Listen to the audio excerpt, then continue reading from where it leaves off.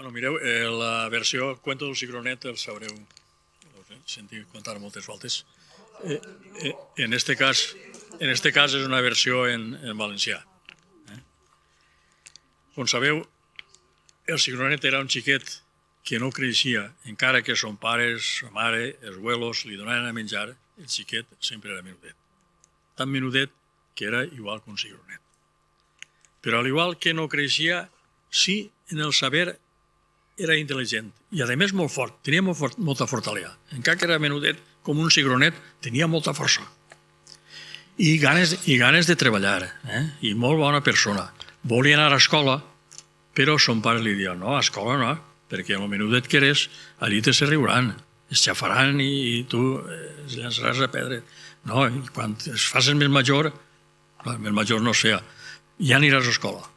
Bueno, ja sa mare està fent la paella del diumenge i no tenia safrà. I sa mare li diu, mira, fes foc, entonces feien les paelles en foc, no en gas com ara. Entonces en llenya, anaven posant llenya.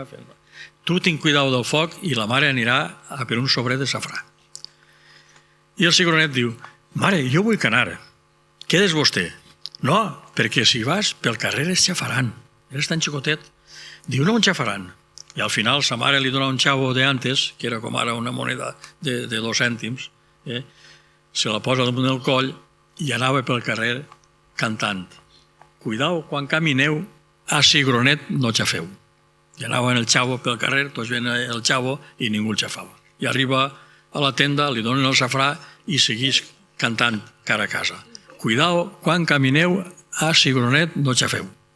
Arriba a casa i li dona el safrà. Veu, mare, com sí que ha pogut portar el safrà? La mare el posa en la paella i segueix la historieta de cigronet en casa, que volia ajudar a casa. Ja ve en el mes d'octubre, jo no sé si sabeu que en el mes d'octubre venen uns animals que es diuen els tords. I son pare era caçador de tord. Ja arriba a migdia i sa mare arregla la cistella per portar-li el dinar a son pare. I cigronet es va oferir. Mire, jo aniré i li portaré... Però com vas a portar tu la cistella? Sí, mare, jo tinc molta força. Jo portaré la cistella al pare. No, va, que es xafaran o la cistella la trencaràs i... Bueno, al final, al veure el xiquet que plorava, sa mare diu, ala, ves, agarra la cistella i ves. I, bueno, i la cistella al coll, que no es veia cigronet, només anava la cistella pel carrer i cantava altra volta. Cuidao, quan camineu a cigronet no xafeu. Ja arriba una tronada d'estes que fa ara i es comença a ploure. Recollons, cigronet, on m'amagaré? Buscant on s'amaga i veu que baix d'una floricol va eixir un caragol. Com sabeu, els caragols sempre eixen a buscar l'aulla. I este caragol així no ho va fer. I ell va mirar el caragol que se n'eixia d'allí, diu, carall, bon cobert hi haurà allí. Així té el caragol, ara m'amagaré jo. I s'amaga allí. Al moment, eren bous en quadretonda i passa el ganau de bous i un bou que havia molt fartó veu l'encisam tan bonico, li pega un mos i es menja l'encisam i el cigronet. Ja arriba la nit, cigronet no va a casa ni va on estava son pare torna a casa buscant a cigronet, sa mare buscant a cigronet i cigronet no amaneixia. Ja tot el poblet aquell es va alarmar, ja ixen pels camins, per tots els puestos, cridant a cigronet. Cigronet, on estàs? Cigronet, on estàs? I ell contestava, en la panxa del bou que ni neva ni plou, però com n'hi havia tant de bou, no sabien quin bou era. I son pare li socorreix agarrar el rabo del bou i com si fora per telèfono, cridava, cigronet, on estàs? I cigronet deia, en la panxa del bou que ni neva ni plou. No estava ni aquest bou. I seguida se'n va l'altre. Encara que quan alçava el rabo feia alguna de pudor, però com era el fill, que el volia molt, ell alçava el rabo, cigronet, on estàs? Cigronet contestava, en la panxa del bou que ni neva ni plou.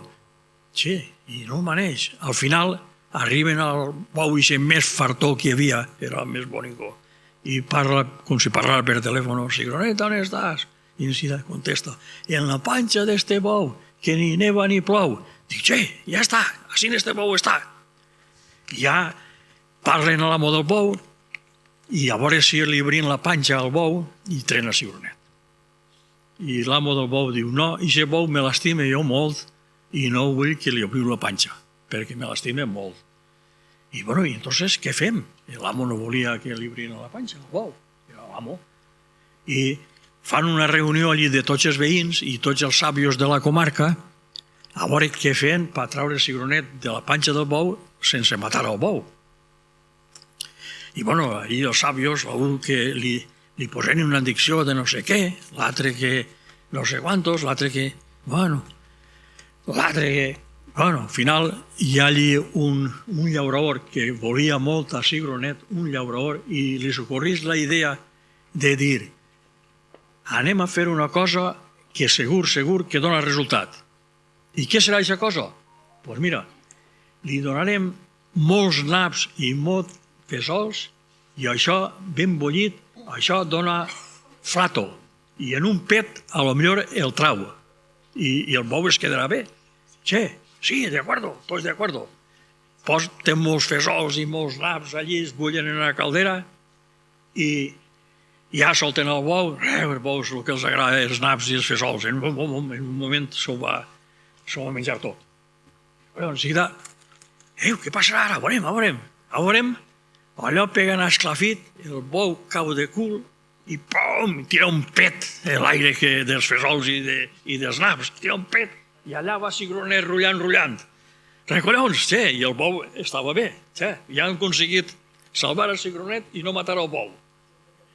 S'abraça sa mare al cigronet, son pare també, tot el poble ben contents, però sa mare diu, encara fas pudor, encara que he sigut en un aire del bou, tu encara fas pudor. Esta nit es posaré a remulla i demà es llevaré ben llevat. I així no ho va fer. El posa a remulla en un tassó i se'n va a dormir sa mare. I el demà de bon matí ve la sorpresa. Quan sa mare va al guisador a llevar el cigronet ja s'havia fet fadrí. I estava fent-se el monyo i li diu, mare, dóna'm a esmorzar que me'n vaig a escola. I ell se'n va a escola.